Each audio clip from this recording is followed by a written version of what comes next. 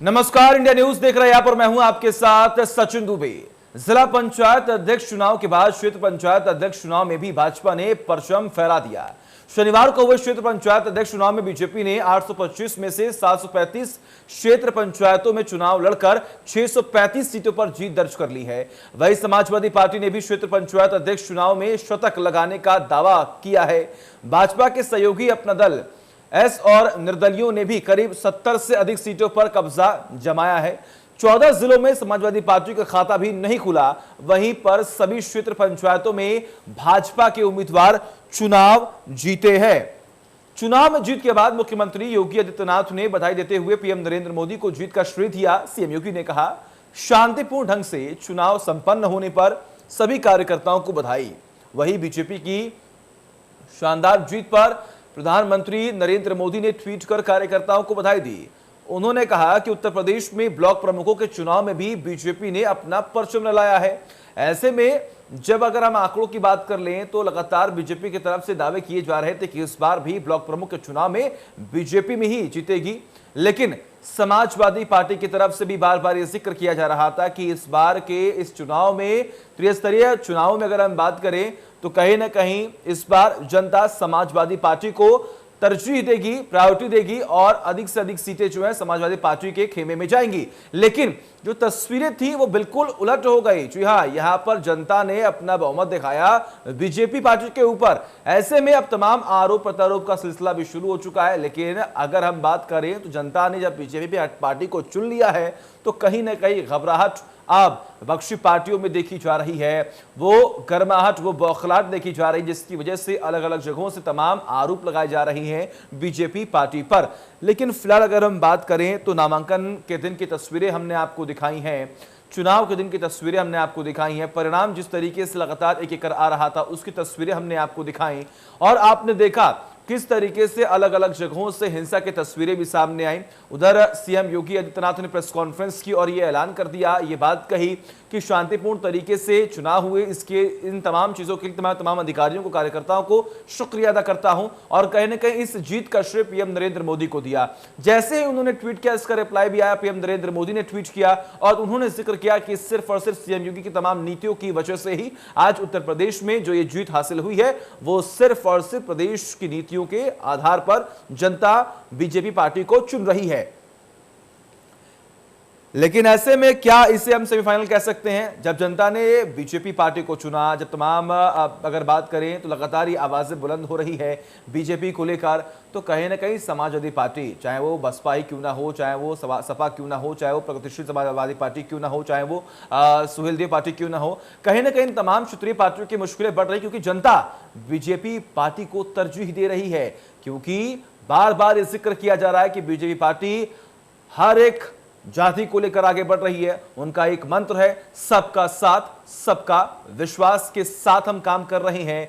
हालांकि बार बार अगर हम बात करें तो इस पर जोर दिया जाता है कि तमाम नीति जो योगी सरकार की तरफ से जो लाई जा रही है वो जमीनी स्तर पर कैसे पहुंच रही है, उसका लाभ लोगों तक पहुंच रहा है या नहीं, इन तमाम चीजों को लेकर सीएम योगी की तरफ से जोर दिया गया है। हमने देखा था महामारी के दौर में किस तरीके से लगातार सीएम योगी आदित्यनाथ की तरफ से टीम 11 का गठन किया गया था। उसके जरिए लगातार लोगों तक तमाम लाभ पहुंचाने की पूरी कोशिश की जा रही थी और इन्हीं तमाम चीजों का असर जो है अब चुनाव पर भी देखने को मिल रहा है। चाहे हम पंचायत चुनाव की बात कर लें, चाहे हम ब्लॉक प्रमुख चुनाव की बात कर लें, आने वाले वक्त में जो विधानसभा चुनाव होने वाले हैं 22 में, चाहे हम उसकी बात कर लें, अब तमाम तैयारियां लगातार की जा रही हैं और ये जो जीत मिली है फिलहाल बीजेपी पार्टी को सेमीफाइनल्स में जो जीत मिली है उसका असर आने वाले वक्त में यानी कि 2022 के विधानसभा चुनाव में भी देखने को मिलेगा।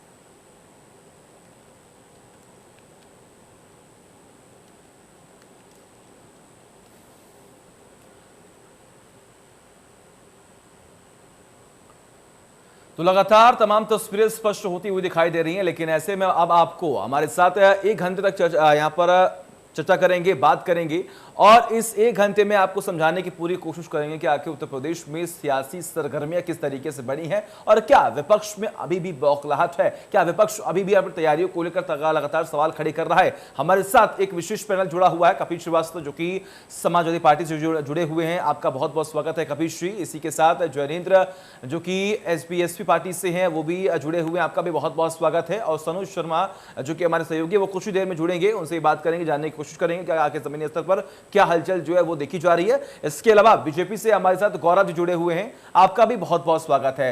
सबसे पहले रुक करूंगा मैं गौरव जी आपको, आपका गौरव जी सबसे पहले तो आपको ढेर शुभकामनाएं, आपकी पार्टी को ढेर शुभकामनाएं प्रचंड जीत हासिल करने के लिए। लेकिन ऐसे में अगर हम बात करें तो विपक्ष लगातार आप पर आरोप लगा रहा है, आप पर हावी है कि कहीं ना कहीं ये जो चुनाव हुए हैं ये जनता का चुनाव तो है नहीं, आपने अधिकारियों पर काबू करके ये चुनाव जीत लिया है, क्या कहेंगे?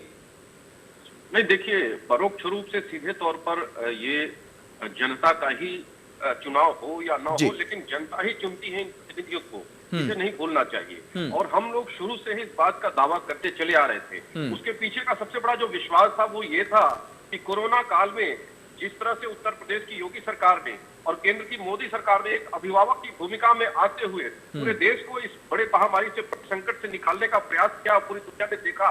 और वहीं हमारे कार्यकर्ता इस कोरोना काल में सड़कों पर उतर करके जो जरूरतमंद लोग थे वहां तक सहायताएं पहुंचा रहे, तो जनता ने बड़े स्पष्ट तौर पर देखा कि कौन सी पार्टी से उतर करके अपने जान को संकट में ला करके जिसके कार्यकर्ता काम कर रहे हैं, तो उनके प्रति जनता का ये विश्वास, ये उनका समर्पण है। और वहीं हमारे कार्यकर्ताओं का मनोबल है, हमारे कार्यकर्ताओं के अहर्निश परिश्रम की ये जीत है। और सीधे तौर पर पूरे उत्तर प्रदेश में जनता ने स्पष्ट 2022 का संकेत दे दिया है। विपक्षी दल जो मुद्दा भी पहले भी था, उन्होंने सुनियोजित तरीके से क्षेत्र पंचायत चुनाव व्यापकता करने का प्रयास किया और दुनिया ने देखा, के माध्यम से आप लोगों ने भी दिखाया, लेकिन वो जनता का जो मैंडेट था उसको परास्त नहीं कर सकी। अंततः भारतीय जनता पार्टी प्रचंड बहुमत के साथ क्षेत्र पंचायत चुनाव में जीत दर्ज करके उभर करके आई है। और सरकार नीतियां है, स्वाभाविक है, जो योजनाएं हैं बिना भेदभाव के, बिना कोई डिस्क्रिमिनेशन किए हुए लोगों तक पहुंची है। यही संदेश अपने आप में व्यवस्था परिवर्तन का सबसे बड़ा प्रमाण है, जिसको जनता ने सत्यापित किया है, जनता ने अपना प्यार आशीर्वाद। ठीक है, तो कहीं ना कहीं तमाम मजबूती के साथ जब बीजेपी पार्टी जमीनी स्तर पर उतरती तो उसका असर, उसका फल जो है कहीं ना कहीं बीजेपी पार्टी को मिलता है। कपिल श्री आपके पास आना चाहूंगा मैं यहाँ पर। जहां तक मैं समझ पा रहा हूं, जहां तक जनता समझ पा रही है, बार बार यह जिक्र किया जा रहा है कि बीजेपी पार्टी जो कहती है वो करके दिखा देती है। पार्टी ने यह कहा कि हम पंचायत चुनाव में भी प्रचंड जीत हासिल करेंगे, जो कि हुआ। ब्लॉक प्रमुख चुनाव की बात करें तो इस वक्त भी तस्वीरें आपके सामने हैं। सवाल आपसे यह क्या वो बौखलाहट देखने को मिल रही है क्या? क्योंकि जो बीजेपी कह रही है वो करके दिखा रही है। 22 में चुनाव होने वाले हैं, समाजवादी पार्टी कहां है? ना तो 3 में दिखाई दे रही है, ना तो 13 में।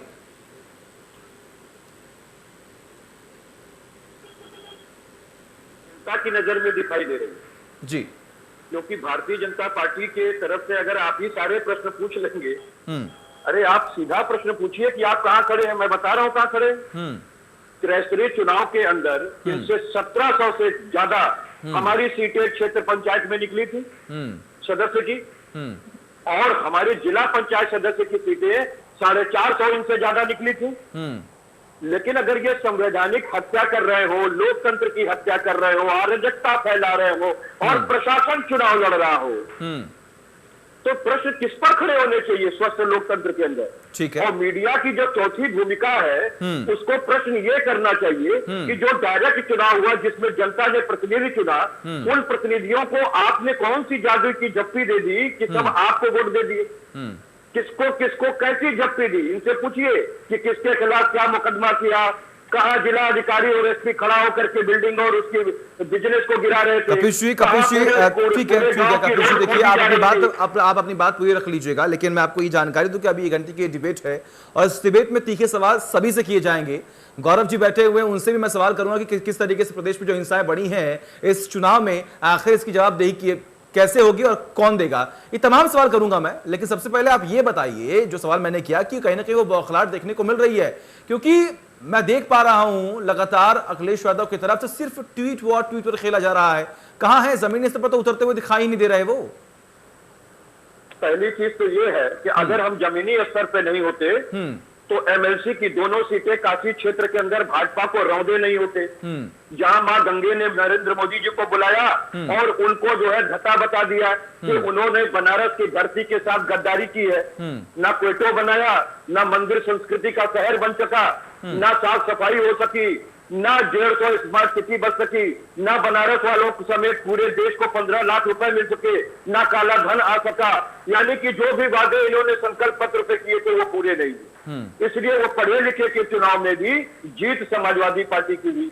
अब त्रिस्तरीय के चुनाव के अंदर मैंने आपको पहले ही बता दिया कि बुरी तरीके से रौदा का जिला, जो चाहे मंदिर जिला की संस्कृति थी, वहां भी समाजवादी पार्टी ने परचम फहराया था। तो संविधान की हत्या अगर प्रशासन कर रहा है और अराजक लोग भारतीय जनता पार्टी में लाठी डंडा और गोली मार रहे हैं तो वो किसी से छिपा नहीं है। किस तरीके से मुकदमे लादे गए, किस तरीके से बिल्डिंग्स गिराई गई, किस तरीके से उनके ऊपर एनएसए लगाने की कार्रवाई की गई, किस तरीके से पूरे गांव की रोड खोद दी गई, ये तो सारा मीडिया ने देखा ना।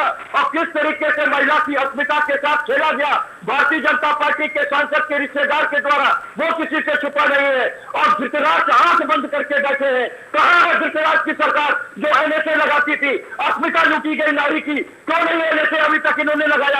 क्यों नहीं इनकी गिरफ्तारी की गई? क्यों नहीं भारतीय जनता पार्टी के नेता की गिरफ्तारी की गई जिसके इशारे पे ये सारा काम किया गया? और बहराइच के अंदर एक महिला की अस्मिता के भी साथ खेला गया इनके द्वारा और उसका अपहरण करने की कोशिश की गई भारतीय जनता पार्टी के प्रत्याशी के द्वारा। और जब उसके लिए रेप किया उसके जेठ ने, उस औरत के जेठ ने, तो उसको गोली मार करके हत्या कर दी गई। उसकी लाश को रख करके जब परिजनों ने जान लगाने की कोशिश की तो जबरदस्ती प्रशासन, चलिए ठीक है, उनकी लाश को ठीक है कपिल जी, ठीक है कपिल जी, ठीक है। देखिए सवाल आप कर सकते हैं गौरव जी को, इसीलिए यहाँ पर बैठाया गया कि वो जवाब भी दें, क्योंकि तमाम जिम्मेदारियां उनकी पार्टी की बनती हैं। हालांकि गौरव जी अगर हम बात करें तो ऐसा कोई जिला नहीं बचा जहां पर हिंसक तस्वीरें सामने ना आई हो। मेरे पास लिस्ट है, इटावा, बाराबंकी, अमरोहा, प्रतापगढ़, सीतापुर, अयोध्या, फिरोजाबाद, रायबरेली, हमीरपुर, ऐसे कई जिले हैं जहां पर हिंसक तस्वीरें सामने आई हैं। आखिर इसकी जवाबदेही किसकी होगी? हाँ बिल्कुल, ये बहुत वाजिब प्रश्न आपने पूछा है। और इस प्रश्न के थोड़ा सा अगर पहले आप जाएंगे जिला पंचायत अध्यक्षों के चुनाव में, तो कहीं कोई हिंसा की वारदात नहीं हुई थी। वहीं इसके बाद हिंसा क्यों इतने व्यापक पैमाने के पूरे प्रदेश में सभी जिलों में करने का प्रयास किया गया? उसके पीछे का सबसे बड़ा जो कारण था, जब 67 सीटें जीत करके भारतीय जनता पार्टी प्रचंड बहुमत के साथ पूरे प्रदेश में जिला पंचायत अध्यक्ष बनाती है, वहीं सुनियोजित तरीके से समाज वो नियम तो बता दीजिए कि कैसे आपने बनाया। जब आपके लोग जीते ही नहीं तो आपने कैसे बताया, ये तो बताइए। देश की जनता, प्रदेश की जनता आपसे पूछ रही है गौरव भाई, पहले आप बताइए कि जब आपके जिला पंचायत सदस्य नहीं जीते थे, कम से 450 सदस्य कम थे, वो कौन सी आपने जादू की झप्पी चलाई थी? किस तरीके से संविधान को रोका था? किस तरीके से अराजकता फैलाई थी प्रशासन के द्वारा? ये आपको बताना पड़ेगा। और ये भी बताइए कि समाजवादी पार्टी भाजपा से लड़ रही थी या प्रशासन से लड़ रही थी? सचिन जी इनसे प्रश्न पूछिए कि ये कहां से ये इतनी बड़ी गणित लेकर के आए, जब इनके क्षेत्र पंचायत सदस्य ज्यादा नहीं जीते, जब इनके जिला परिषद सदस्य ज्यादा नहीं जीते। कपिल जी देखिए डिबेट की गरिमा होती है, मैं सभी से ये उम्मीद कर सकता हूं कि सभी लोग एक एक कर अपना पक्ष रखेंगे ताकि किसी की आवाज ओवरलैप ना हो, क्योंकि ना तो आपको आपकी आवाज समझ पाएगी और ना मैं आपकी आवाज समझ पाऊंगा। ठीक है गौरव जी बोलिए। ठीक है गौरव जी आप बोलिए। माफियाओं के संपत्तियों के ऊपर क्योंकि वही इनके लिए को जितवाने का काम करते, वही इनके लिए समानांतर सत्ता इस देश में चला सके, जो पूरी तरह कर दी गई। 1300 करोड़ की संपत्तियां उनकी जब्त कर दी गई और प्रदेश गरीब जनता में बांट दिया जाएगा, क्या चुनाव के माध्यम से पहुंच जाएगा, देश का धन प्रदेश को मिल जाएगा, उसका दर्द है इनको। परेशान पंचायत अध्यक्षों के जीतने पर इतने व्यापक पैमाने पर सुनियोजित तरीके से इन लोगों ने सभी जिलों में भारतीय जनता पार्टी वालों के साथ दंगा का साथ तगड़ा। नहीं ठीक है गौरव जी देखिए, आप जो कह रहे हैं कि बौखलाहट है, हमने कार्रवाई की है, जिन लोगों ने थोड़ी बहुत लापरवाही की उनके खिलाफ हमने मुकदमे दर्ज करवाए, बिल्डिंग गिरा दी, कार्रवाई की, लेकिन एक सवाल यहाँ पर भी लगातार कई बार विपक्ष की तरफ से उठाए जा रहे हैं कि अभी 2 दिन पहले या कल की ही बात कर ले, कई जगहों से ऐसी तस्वीरें सामने आई हैं जो कि दिल को झकझोर देने वाली हैं। यहाँ पर ये तस्वीरें सामने आई कि बीजेपी के तमाम जनप्रतिनिधियों के सामने पुलिसकर्मियों को मारा गया है, पत्थरबाजी की गई है, बम के गोले दागे गए हैं। आखिर उन पर कार्रवाई कब तक होगी, क्योंकि अभी तक उनकी तरफ से कोई भी ऐसी प्रतिक्रियाएं सामने नहीं आई हैं जिससे विपक्ष संतुष्ट हो सके कि हाँ बीजेपी पार्टी जो है उन पर भी कार्रवाई करने वाली है। देखिए, पूरी व्यवस्था संविधान के अनुसार चलती है, विपक्ष या पक्ष के अनुसार नहीं चलेगी। कानून के निगाह में यदि पुलिस प्रशासन दोषी होगा तो वो दंडित होगा, और दंडित हुआ भी है, सस्पेंड किए गए हैं।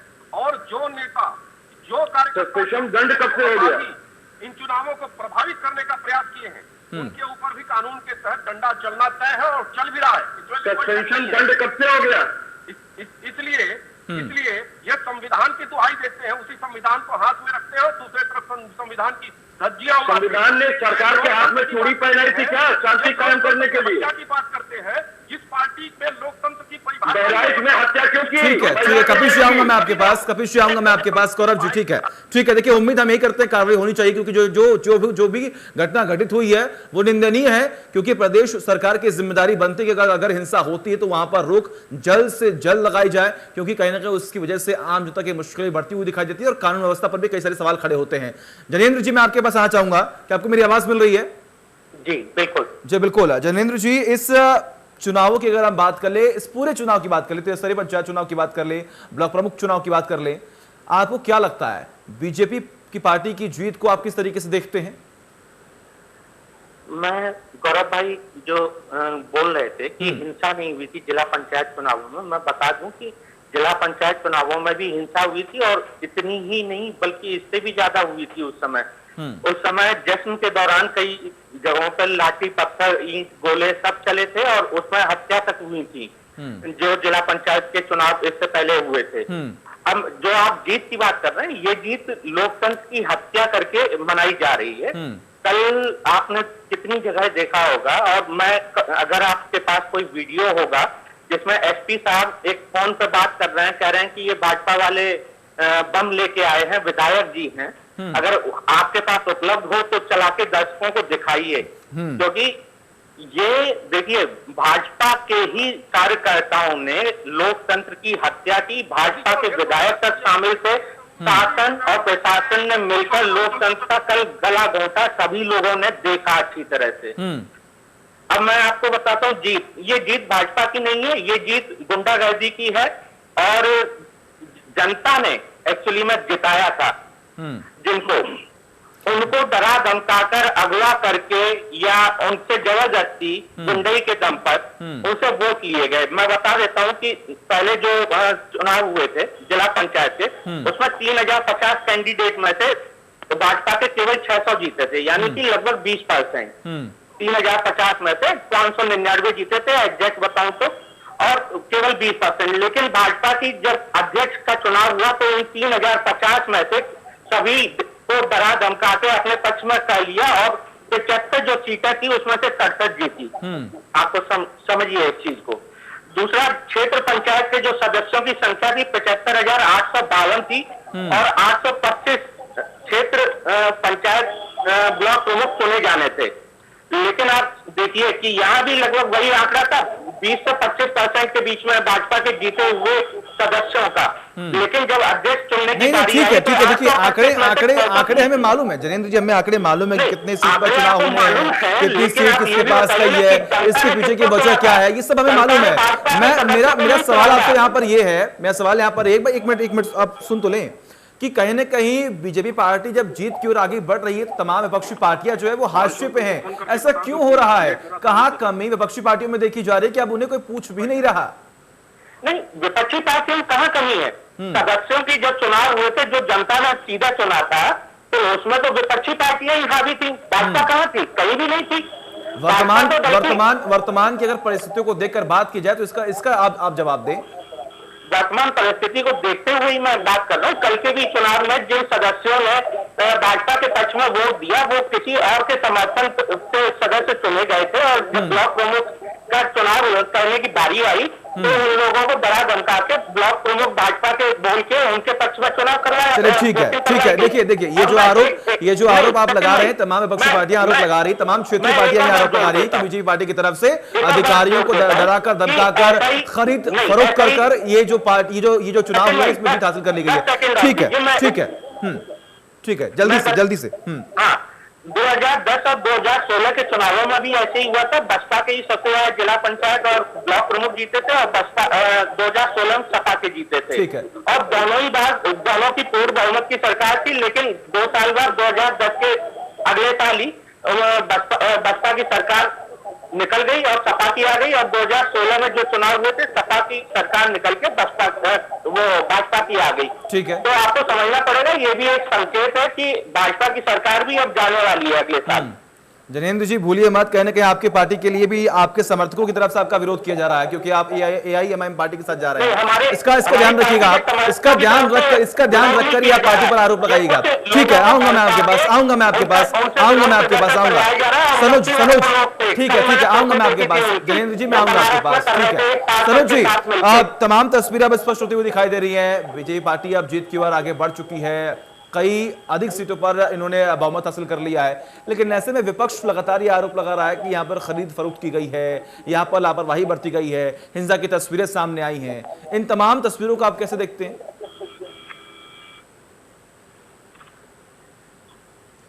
देखिए, ये चीज हमें समझनी होगी कि भारतीय जनता पार्टी ने जो 67 सीटें जिला पंचायत अध्यक्ष के चुनाव में जीती, वहां से कार्यकर्ताओं का भी मनोबल बढ़ा और पार्टी और ज्यादा उत्साहित नजर आई।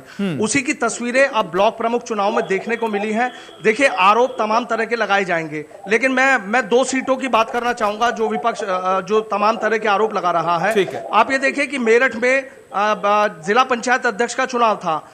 बसपा ने अपने कैंडिडेट को सलोनी गुजर नाम की प्रत्याशी थी और उनको समाजवादी पार्टी से बातचीत करके ये कहा कि आप इसको पार्टी को इस प्रत्याशी को चुनाव मैदान में उतार दीजिए। समाजवादी पार्टी ने उसको सपा ज्वाइन करा दी और उसको लेकर बसपा और सपा में आपस में ठन गई और नतीजा ये हुआ कि चुनाव हारना पड़ा। सबसे ज्यादा सीटें इनके दोनों के पास थी। आप ये देखिए कि दुश्मनी अगर चुनाव में चलती है तो दुश्मन से थोड़ा बचकर रहना होता है, लेकिन समाजवादी पार्टी ने बसपा के अश्वनी शर्मा को यहां पर अनुमोदक बना दिया और वो बाद में अपनी बात से पलट गए और पर्चा कैंसिल हो गया। अगर हम बागपत की बात करें तो वहां पर बबली थी, समाजवादी पार्टी की जिला पंचायत की सदस्य थी, वो समाजवादी पार्टी की साइकिल छोड़कर बीजेपी की गोद में जाकर बैठ गई और बीजेपी ने उनको अपना प्रत्याशी घोषित कर दिया। तो इन 2 सीटों पर अगर देखा जाए तो विपक्ष इतना कमजोर कैसे नजर आया, समाजवादी पार्टी इस तरीके से रणनीति बनाने में क्यों फेल नजर आई। अब देखिए, अगर हम खाली पश्चिम उत्तर प्रदेश की बात करें, पूरे यूपी की हम बात करें, 825 सीटों पर चुनाव हुआ है, 648 सीटों पर बीजेपी का जो विजय रथ है वो आगे बढ़ा और जीत दर्ज की है। बाकी अगर कुछ इनके समर्थक भी इसमें जोड़ दिए जाए तो 85% सीटों पर बीजेपी का कब्जा रहा है। अब पश्चिम उत्तर प्रदेश में आप देख लीजिए कि विपक्ष पूरी तरीके से हाशिए पर नजर आया। पश्चिम उत्तर प्रदेश की बात करें तो 109 ब्लॉक प्रमुख की सीटें थी, जिनमें से भारतीय जनता पार्टी ने 96 सीटों पर प्रत्याशी अपने मैदान में उतारे, 86 सीटों पर वो चुनाव जीते हैं, 51 सीटों पर निर्विरोध चुनाव जीते हैं। तो आप ये देखिए कि कहीं बीजेपी पूरी तरीके से जो रणनीति बनाई उसमें विपक्ष पूरी तरीके से फेल नजर आया है। कई सीटें ऐसी रही कि देखिए, बसपा तो इस मैदान से बाहर रही, ब्लॉक प्रमुख चुनाव की बात हो या जिला पंचायत अध्यक्ष चुनाव हो, लेकिन समाजवादी पार्टी की बात हो, राष्ट्रीय लोकदल की बात हो, कई सीटों पर प्रत्याशी तक नहीं मिले। हमें यह बात सोचनी होगी। और पार्टी का बेहतर प्रदर्शन आप देखिए कि मेरठ में 12 सीटें हैं, 11 पर बीजेपी का कब्जा है, बागपत में 6 सीटें हैं, 6 में से 3 पर बीजेपी का कब्जा है, गाजियाबाद में 4 सीटें हैं, चारों बीजेपी के खाते में गई हैं, गौतम बुद्ध नगर में 3 सीटें हैं, तीनों बीजेपी के कब्जे में गई हैं। बिजनौर की बात करें तो बिजनौर में 11 है, 11 में से 10 सीटें जीती हैं। सहारनपुर में भी 11 सीटें हैं, उसमें से 9 पर बीजेपी का कब्जा है। शामली में 5 सीटें हैं, 5 में से 4 जीती है। हापुड़ में 4 सीटें हैं, 4 में से 3 पर बीजेपी का कब्जा है। तो आप खुद देखिए कि तमाम जिलों में बीजेपी का बेहतर प्रदर्शन रहा है। यहां विपक्ष पूरी तरीके से हाशिए पर नजर आया है। कहीं ना कहीं पार्टी को, तमाम विपक्षियों को सोचने की जरूरत है कि जिस तरीके से जिला पंचायत अध्यक्ष चुनाव में 67 सीटें जीती गई, ब्लॉक प्रमुख चुनाव में 648 सीटें जीती गई, तो आखिर विपक्ष है कहां? पूरी तरीके से विजय रथ, पूरी तरीके से भगवा यहां पर रंगा हुआ नजर आया है। और उन्होंने तमाम आंकड़े जो है बता दिए। आप ये कह रहे हैं कि हम मजबूती से जमीनी स्तर पर मौजूद हैं, इसीलिए हम यहाँ पर तमाम चीजों का आपने जो ब्यौरा है वो दे दिया। लेकिन अभी भी अगर हम कहें कि 14 ब्लॉकों में 14 जगहों पर तो आपका खाता ही नहीं खुला, 100 के आंकड़े आप पार नहीं कर पाए, आप ये मान क्यों नहीं लेते कि हाँ थोड़ी बहुत कमी देखी जा रही है और आने वाले वक्त में हम उसको मजबूती देंगे?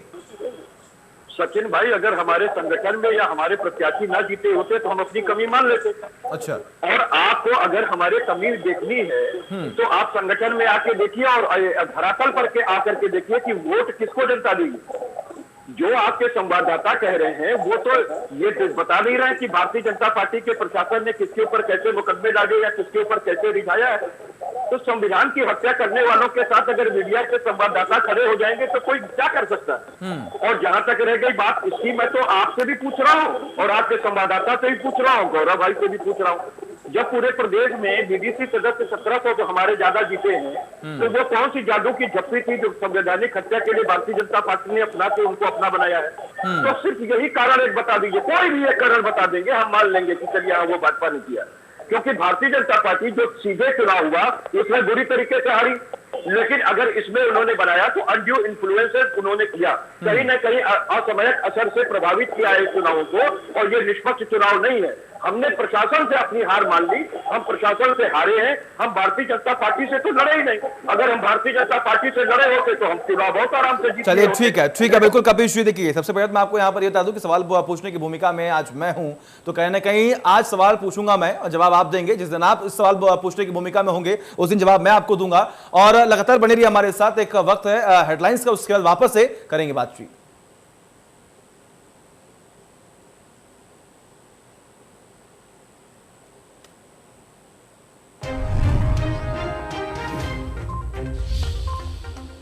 जनसंख्या नियंत्रण के लिए यूपी सरकार आज लॉन्च करेगी जनसंख्या नीति 2021। 2 से अधिक बच्चे वालों की सुविधाओं में कटौती, 19 जुलाई तक जनता से मांगी गई है राय।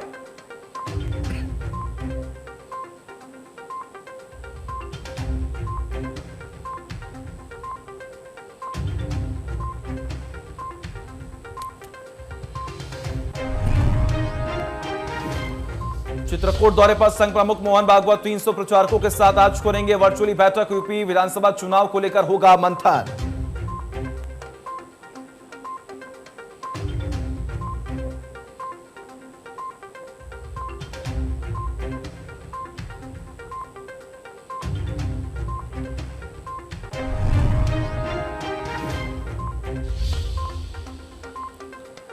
डिप्टी सीएम केशव प्रसाद मौर्य का मुरादाबाद दौरा आज। मुरादाबाद मंडल की कई योजनाओं का करेंगे लोकार्पण और शिलान्यास। मुरादाबाद से गोरखपुर भी जाएंगे केशव प्रसाद मौर्य।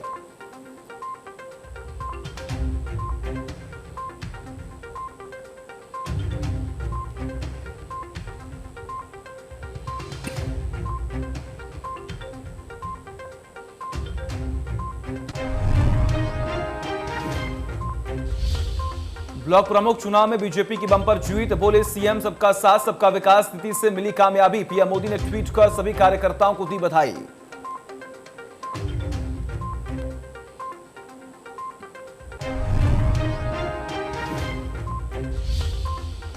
आज समाजवादी पार्टी के अध्यक्ष अखिलेश यादव करेंगे प्रेस कॉन्फ्रेंस। ब्लॉक प्रमुख चुनाव को लेकर कर सकते हैं चर्चा।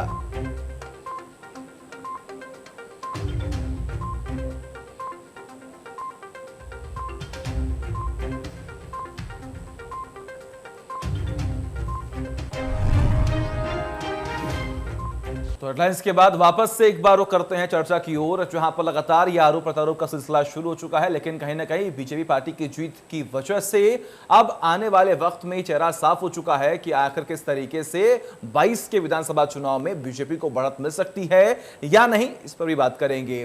कपिश जी, आप ही के पास आना चाहूंगा मैं, पर आप ही से करूंगा मैं शुरुआत कि यहां पर तमाम दावे जो है वो की जा रहे थे बीजेपी की तरफ से, जो वो कहीं ना कहीं पूरे कर रही है। आपने ये कहा कि मैनिफेस्टो में जो चीजें मेंशन की गई थी वो पूरे नहीं करती है, लेकिन जमीनी स्तर पर जो कुछ भी चीजें मैनिफेस्टो में जिक्र किए गए थे, बड़े बड़े जो वादे किए गए थे, कहीं ना कहीं वो पूरे कर दिए गए हैं। लेकिन फिलहाल कुछ ऐसे मुद्दे जिस पर कार्य लगातार कर रही है, ऐसा बीजेपी पार्टी कह रही है, जिस पर आने वाले वक्त में कार्य किया जाएगा। लेकिन कपिश जी, अगर हम बात करें तो कहने का बीजेपी में एक चीज जो यहाँ पर सबको प्लस पॉइंट ये लगती है कि उसमें बदलाव जो है वो लगातार देखी जाती है। अगर कोई कमी होती है तो वहां पर बदलाव होती है, जिसकी वजह से लोगों में एक सकारात्मक, एक पॉजिटिव वाइब्स जो है वहां पर देखने को मिलती हैं। लेकिन समाजवादी पार्टी को लगातार हम कई सालों से देखते आ रहे हैं, क्षेत्र की कहीं ना कहीं सबसे बड़ी पार्टी है, विपक्ष की भूमिका आप निभा रहे हैं, तो जिम्मेदारियां भी आपकी बनती हैं कि गलत तरीके से नहीं, सही तरीके से लोगों को जागरूक किया जाए। लेकिन ऐसे में जब तमाम आरोप आप पर भी लग रहे हैं, उनको आप खारिज कैसे करेंगे? बार बार ये कहा जा रहा है कि जो समाजवादी पार्टी है वो जाति वहां पर भाई भतीजावाद को लेकर आगे बढ़ रही है, विशेष तौर पर एमवाई समीकरण को लेकर आगे बढ़ रही है, तो कहीं ना कहीं जाति धर्म पर तो आप भी काम कर रहे हैं। सचिन भाई, बहुत अच्छा प्रश्न आपने किया। कम से कम हमें इंटरेस्ट खोलने का, उजागर करने का मौका आपने दिया। ठीक है, सबसे पहले मैं जातिवाद से शुरू करता हूं। ठीक है। जो आपने जातिवादी आरोप लगाया वो तो इनके देवबड़ी द्विवेदी जी जो सुल्तानपुर के विधायक हैं और जो हरदोई के इनके विधायक हैं, और समय समय पे तमाम अन्य ने भी इस बात का आरोप लगाया है कि जातिवादी पार्टी हो चुकी है भारतीय जनता पार्टी, और फिर ठाकुरों की पार्टी हो चुकी है। अजय सिंह विश्व के जाति वालों की ही वरीयता है। यहाँ तक कि लक्ष्मीकांत वाजपेयी जी जो कि भारतीय जनता के पूर्व पार्टी के पूर्व प्रदेश अध्यक्ष थे, उनको अपना एक मुकदमा लिखाने के लिए थाने का घेराव करना पड़ा था। तो वो सारी चीजें आई, कैसे ब्राह्मणों की उपेक्षा हुई है, कैसे क्या हुआ है, वो तो सारे लोग जान रहे हैं, इन्हीं के लोग लेकर के सामने आए थे। अब मैं दूसरी बात कहता हूँ, मैं वो चीज कहता हूँ जो दस्तावेजी साक्ष्य है, क्योंकि उसको बदला नहीं जा सकता। भारतीय जनता पार्टी ने जब अपने प्रदेश की लिस्ट जारी की तो उसके पदाधिकारी और सदस्यों की लिस्ट के आगे उन्होंने जाति और धर्म का उल्लेख किया। ये पहली बार किसी पार्टी ने अपने पदाधिकारियों और सदस्यों की लिस्ट में जाति उद्बोधक शब्द जोड़े थे। इससे बड़ी जातिवादिता और क्या हो सकती है? उत्तर प्रदेश के खारे खानों में देख लीजिए किस जाति बिरादरी के लोगों का दबदबा है। 100 में 90 एक जाति के, तो वो ये जातिवाद कर रहे हैं। अब हम आते हैं भाई भतीजावाद पर। ठीक है, भाई भतीजावाद का सबसे बेहतरीन उदाहरण 419, 20, 67, 68 के और 71 के मुलजिम हैं इनके सतीश द्विवेदी जी, प्राथमिक शिक्षा मंत्री, जिन्होंने अपने भाई को ईडब्ल्यूएस का गलत सर्टिफिकेट बनवाया असमय कसर से अपने, और उनको सिद्धार्थनगर में नौकरी दिला दी प्रवक्ता पद पर। और आगे जब ये इसका बवाल मचा तो उन्होंने इस्तीफा दे दिया। भाई आप देखिए भाई भतीजावाद है कि नहीं है? वो सतीश द्विवेदी जी के आदरणीय भाई थे कि नहीं थे? भाई भतीजावाद और किसे कहते हैं?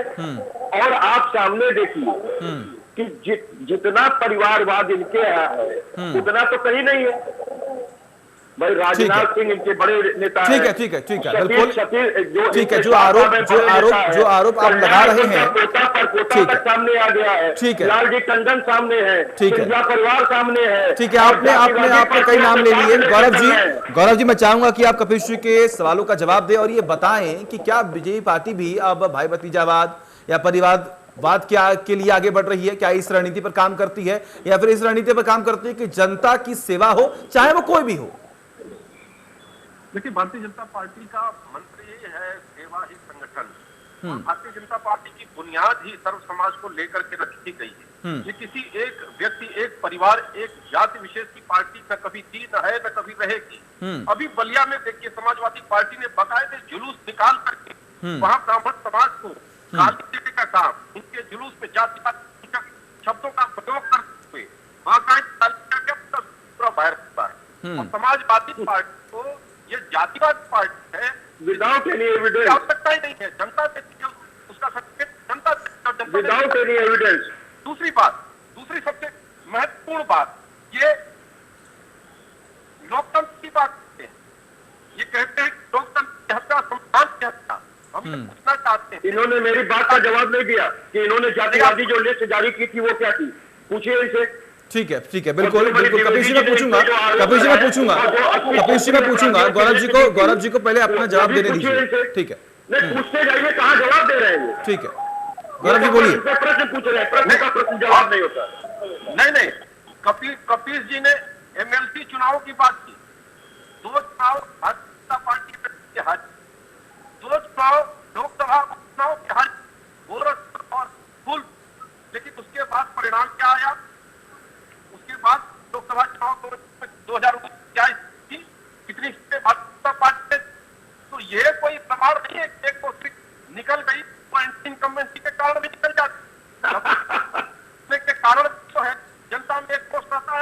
तर्क नहीं है, कोई तर्क नहीं। के आधार पर तो ये एक तो उदाहरण संजीवनी दिले का काम करके उससे काम नहीं, सड़कों पर करना पड़ेगा, सेवा करनी पड़ेगी। अभी तक मेरे प्रश्नों का जवाब नहीं हुआ सचिन जी।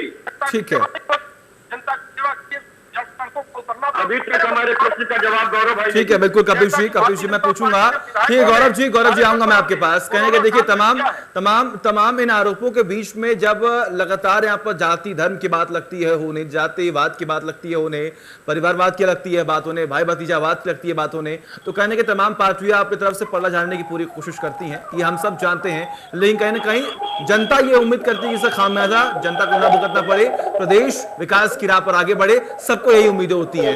जनेंद्र जी आपके पास आना चाहता हूं, आपने अभी जिक्र किया, एक सीधा सवाल मैं करूंगा आपसे, उसका जवाब सिर्फ आपको देना है। सवाल मेरा, आपने यहाँ पर लगातार आरोप लगा दिए, चाहे वो समाजवादी पार्टी हो चाहे बीजेपी हो, कि उनकी जो नीति है वो बिल्कुल गलत है, वो उसी तरीके से कार्य नहीं कर पाते हैं, और कहने का खरीद फरोख्त की वजह से चाहे वो एसपी हो चाहे वो बीजेपी हो, वो जीत हासिल करते आई है। लेकिन एक सवाल, आपकी पार्टी का विरोध हो रहा है वर्तमान में, आखिर क्यों हो रहा है? नहीं, मैंने जैसे अभी बताया आपको कि ये भाजपा की सोची समझी साजिश है। ठीक है, इस पर आएंगे जनेंद्र जी, इस पर आएंगे हम। आखिर साजिश क्या है, कौन रच रहा है, इसका फैसला कौन करेगा, इसका रिजल्ट क्या आने वाला है। अभी फिलहाल आप ये बताएं कि आपकी पार्टी का वर्तमान में विरोध क्यों हो रहा है और आखिर क्या वजह है इसके पीछे? देखिए, पार्टी का विरोध करने का कोई मुझे औचित्य नजर भी नहीं आता, और ना हमारे कार्यकर्ताओं ने कोई ऐसा गाइड करवाई। बिल्कुल किया है जनेंद्र जी, बिल्कुल किया है। ओम प्रकाश राजभर के साथ जब आप ओवैसी से मुलाकात करने के लिए पहुंचे हैं, जब आपके प्रदेश अध्यक्ष, उसके बाद ये विरोध किया गया है। क्यों मिले, क्यों मुलाकात हुई? क्योंकि आपको जीतना है, आपको प्रदेश की सत्ता में आपको रहना है, इसीलिए तो आपने मुलाकात की और इसीलिए आपका विरोध हो रहा है। कोई भी पार्टी होगी वो प्रदेश में सत्ता में आने के लिए चुनाव लड़ती है, बिना उसके कोई कारण नहीं होता है। और सत्ता में आने का एक ही कारण है, ऐसा नहीं है कि हम सत्ता में नहीं थे। 2017 में चुनाव पूर्व हमारा गठबंधन हुआ था भाजपा के साथ और हम सत्ता में थे, 2 साल तक रहे थे, लेकिन हमारी जो चुनाव पूर्व गठबंधन की जो शर्तें थी उनको पूरा नहीं किया गया था। उनमें से एक प्रमुख शर्त थी जातिगत आरक्षण को 3 वर्गों में विभाजित किया जाए, जिससे सरकार मुकर गई। पहले तो सरकार ने कमेटी नहीं बनाई और ठीक है, आपने बीजेपी पर यह आरोप लगाया, आपने बीजेपी पर यह आरोप लगाया कि लोकतंत्र का, ठीक है, लोकतंत्र की कैसे संविधान का मजाक उड़ाया जा रहा है। मैं आपको केवल 4 एग्जाम्पल बता देता हूँ। 69,000 शिक्षक भर्ती में आरक्षण को दरकिनार कर दिया गया, जो बांदा विश्वविद्यालय में भर्ती हुई उसमें कर दिया गया, खंड शिक्षा अधिकारी भर्ती में आरक्षण को दरकिनार कर दिया गया। उसके अलावा गोरखपुर विश्वविद्यालय में जो इन्हीं का हमारे मुख्यमंत्री का ही क्षेत्र है, वहां से भी गोरखपुर विश्वविद्यालय के अंदर आरक्षण को दरकिनार कर सामान्य वर्ग से सीटें भरी गई। ठीक है, ये तो सीधा संविधान का मजाक उड़ा रहे हैं ना। राष्ट्रीय पिछड़ा वर्ग आयोग ने स्वयं माना है कि जो 69,000 शिक्षक भर्ती हो रही थी उसमें धांधली हुई। उसके बाद क्या कार्रवाई की हमारे मुख्यमंत्री जी ने, मैं जानना चाहूंगा गौरव भाई से। ठीक है, बिल्कुल इन तमाम सवालों के जवाब लेंगे गौरव जी से। गौरव जी देखिए, जनेंद्र की तरफ से यह आरोप लगा दिया गया कि लोकतंत्र की हत्या हो रही है, जंगल राज है, आपने जितने भी अपराधियों के खिलाफ कोई भी कार्रवाई नहीं की है। मैं चाहूंगा कि जरा जनेंद्र जी के सवालों का जवाब आपको। अपराधियों के खिलाफ तो कार्रवाई नहीं होगी, कम से कम जिनको मौका मिलना चाहिए आरक्षण। ठीक है गौरव जी, ठीक है, क्योंकि आने वाले भविष्य का सवाल है। ठीक है, देखिए जनेंद्र जी को एक जानकारी हम देना चाहेंगे। ठीक है, राष्ट्रीय अध्यक्ष महोदय इस बात को प्रमाणित करा, मैं पहला व्यक्ति हूं जिसने ओम प्रकाश भाजपा पार्टी के शीर्ष नेता कई वर्षों पहले मिलवाया था, और जब हमारे नेता से वो मिले थे तो उन्होंने सबसे पहला जो पक्ष रखा था वो ये रखा था कि हम सुहेल के वंशज हैं और वो हमारे आदर्श हैं, उनके मूल्यों को, उनके आदर्शों को लेकर तो समाज बीच में राजनीति करते। वो सलार गाजी जिसका वध किया था और जिसने हमारे देश की सुरक्षा की थी, महाराजा सुहेल देव ने उसके मजार पर जा करके ओवैसी के साथ ओम प्रकाश ने आज अपने समाज पीठ में जो खंजर होता है उसका जवाब करता है। और ये क्या, ये जीवन भर राजनीति में सत्ता का कभी ने प्राप्त नहीं होता, ये दरवाज भटकते रहते, कभी ये विधानसभा नहीं पहुंचे। हमारी पार्टी ने विधानसभा भी पहुंचाया, मंत्री भी बनाया। कोई अधिकार तक आरक्षण पर गौरव भाई, शरण वंदना पहले तो MP MLA या मंत्री नहीं बने थे। हम अपने समाज के लिए माननीय ओम प्रकाश राजभर जी मंत्री बने थे, और जब वो बातें नहीं मानी गई तो सत्ताधारी भाजपा को छोड़ के आए थे वो। ऐसा नहीं है, 100-200 मीटर की सड़क बनवाने के लिए उन्हें 3-3 बार मुख्यमंत्री को और उप मुख्यमंत्री को चिट्ठी 4-4 बार लिखनी पड़ी, DM को चिट्ठी लिखनी पड़ी। आखिर इसका जवाब उन्हें देना ही पड़ेगा, इसका जवाब देना ही पड़ेगा उन्हें। जिन मूल्यों और जिन आदर्शों पर बात करते हैं उसको साथ पर क्यों रखा? पिछड़ा वर्ग आज को हमारी सरकार नहीं बनाया, और आज पर नीति ठीक है, चाहे सरकारी ठीक है गौरव जी, ठीक है, ठीक है, ठीक है। हमारे सहयोगी सनुज कुछ बोलना चाह रहे हैं, सनुज बोलिए। ठीक है, ठीक है गौरव जी, गौरव जी आऊंगा मैं आपके पास, जैनेंद्र जी मैं आपके पास भी आऊंगा। सनुज बोलिए। देखिए, मैं एक चीज कहना चाह रहा था ठीक, कि देखिए, मैदान में उतरेंगे, लड़ाई होगी, जीत होगी, बात समझ में आती है। और आप मैदान में नहीं उतरिए और ये कह दीजिए हम ये कर देते, हम वो कर देते, ये बात देखिए समझ में नहीं आएगी। कई सीटें ऐसी रही हैं ब्लॉक प्रमुख की कि जहां पर विपक्ष को अपना प्रत्याशी तक नहीं मिला, और वहां पर बीजेपी के प्रत्याशी निर्विरोध निर्वाचित हो गए। मैं मेरठ की एक सीट का जिक्र करना चाहूंगा कि मेरठ में विधानसभा सीट लगती है सरधना, और वहां पर सरधना ब्लॉक है। सरधना ब्लॉक में समाजवादी पार्टी और बीजेपी में अदावत रहती है, जमकर बयानबाजी चलती है। लेकिन आप सोचिए कि बीजेपी के प्रत्याशी के सामने समाजवादी पार्टी वहां अपना प्रत्याशी नहीं उतारती है।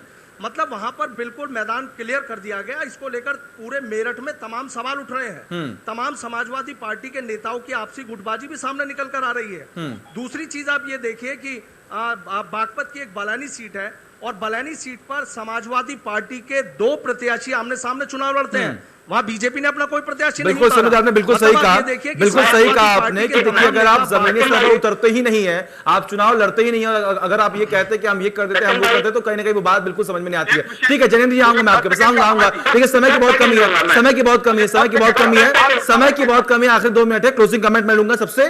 कपिल जी शुरुआत आपसे करते हैं। 22 की राह कितनी मुश्किल होने वाली है, जल्दी से? देखिए 22 की राह हमारे लिए बहुत आसान है, मुश्किल होने वाली है भारतीय जनता पार्टी के लिए, क्योंकि इन्होंने संकल्प पत्र का कोई वादा नहीं पूरा किया। कोविड काल में पूरी तरीके से गवर्नमेंट फेल हुई है, और बयान हल्फी देकर के उसने अपने झूठ को इलाहाबाद हाईकोर्ट में कबूला है। जीनोसाइड तक के तमगे इनको मिले हैं इलाहाबाद हाईकोर्ट, और हत्या तक के तमगे मिले मद्रास हाईकोर्ट। और केंद्र सरकार ने कहा कि केंद्र सरकार को भी तमगा मिला है कि सर्वोच्च न्यायालय ने कहा कि हम मुक्त दर्शक नहीं बन सकते, जिस तरीके से आप भारतीय अस्मिता को रौंदने का काम कर रहे हैं। ठीक है गौरव जी, तो ये बहुत सी चीजें हैं जिसका जनता जिनको जवाब देगी, और वक्त आने दीजिए, देखिएगा। ये डायरेक्ट चुनाव नहीं थे, ये इनडायरेक्ट चुनाव है, इसका कोई 2022 से लेना देना नहीं। ठीक है गौरव जी, जल्दी से। जी हाँ, निश्चित रूप से हमारे कार्यकर्ता भी, भारतीय जनता पार्टी के समर्पित कार्यकर्ता बेसब्री से 2022 का इंतजार करेंगे, और बड़े मनोबल के साथ जनता के बीच में जाएंगे, और जनता इसका जवाब देगी। और समाजवादी पार्टी जिन्होंने अपने तमाम विरासतों को हटा दिया इन चुनावों के बाद, और संगठन में व्यापक फेरबदल कर रहे हैं, वो इस बात का प्रमाण है कि आप करते हैं, और कहीं कहीं के अंदर कहीं पेशेंट है, बौखलाहट है, ये पूरी तरह से बंद है। ठीक है, और 2022 में भी इनका हल वही होगा। ठीक है, ठीक है गौरव जी, ठीक है। जैनेंद्र जी क्लोजिंग कमेंट जल्दी से। 2022 के चुनाव में मैं बस भाजपा से एक सवाल करना चाहूंगा। जैसे कल जैनेंद्र जी देखिए सवाल, समय की बहुत कमी है, समय की बहुत कमी, माफ कीजिएगा मुझे माफ कीजिएगा, समय की बहुत कमी है। 22 की राह कितनी मुश्किल है, 2 मिनट जल्दी से फटाफट।